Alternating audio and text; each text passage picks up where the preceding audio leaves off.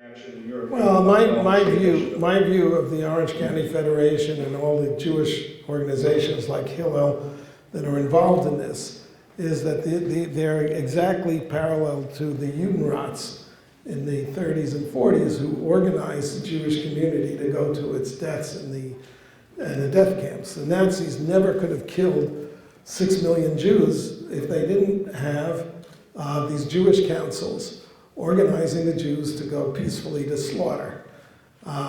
These people are in serious denial. And you have to say, I mean, it's a burden of the Jewish community because for 2,000 years, we had to live in other people's societies as without power, at their mercy. And so we developed an appeasement mentality. And that's what this is, it's an appeasement mentality. Jews lived in ghettos for thousands of years, and they were not like the ghettos we refer to. They were places where you couldn't leave legally.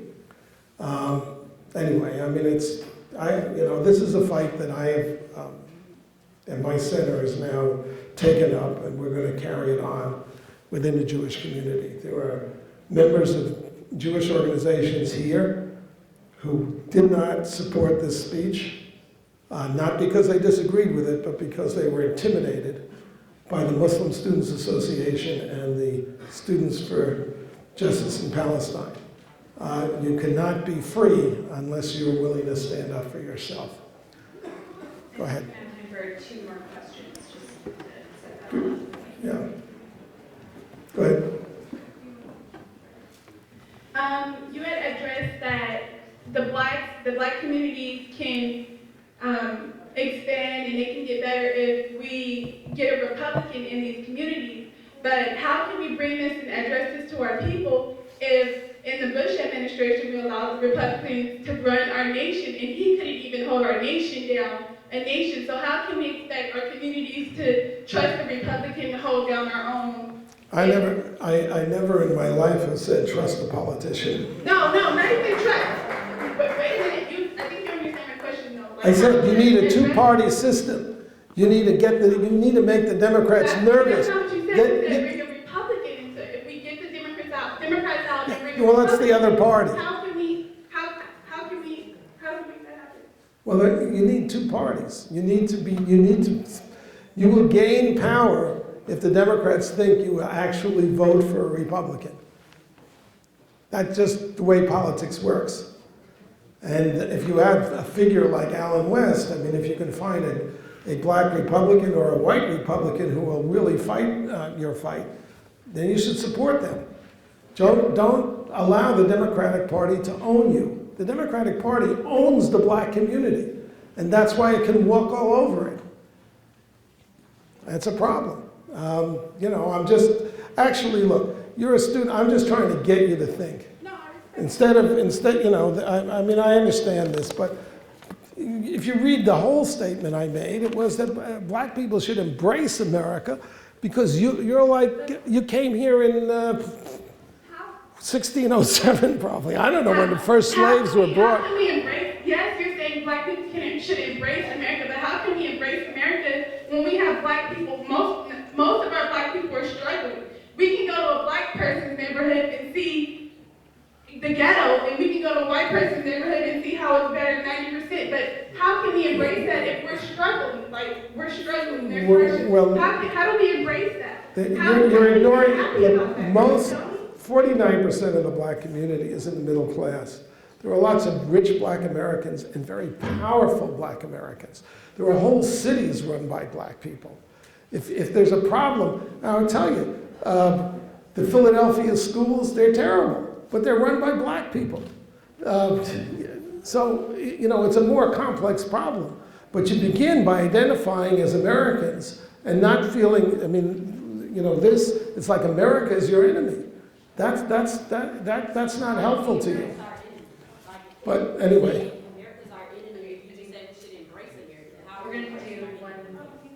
No, you're saying America is your enemy, and that is self-defeating. Anyway, I'd love to talk longer. What's your game plan? Like, we're addressing the problem. Do you have an action plan? Sure, sure. The first thing is you should, we're going to stop with this because we have too many. I'm going to take one more question and then you can talk to me afterwards. What you need to do is the black children and Hispanic children, in this state it's mainly Hispanic children, but black children as well, are being oppressed by the teacher unions and the school system. So you have to take away their power. And the way to do it would be to voucherize the entire educational system.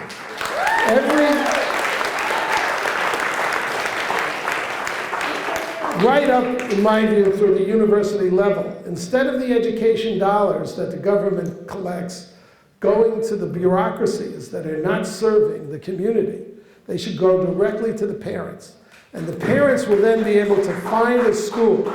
So every parent in the state who has a child should get $15,000 per child, or whatever. I think that's probably the per pupil cost. Then you could create schools that would teach your children. And the only people proposing this that I know of are Republicans. But Republicans, unfortunately, they're like Jews in this. They propose these little modest programs thinking that the teacher unions, who are the enemies of the children, that the Democratic Party will accept it if it's reasonable and small. It needs to be big because it needs to wake up black parents, Hispanic parents, the parents of the kids in these schools.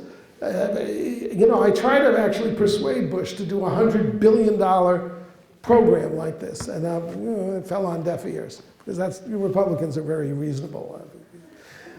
Anyway, I'd love to talk to you more. You can always email me. I give you my email afterwards. But you need to read. Do you know the name Thomas Sowell? No. Yeah.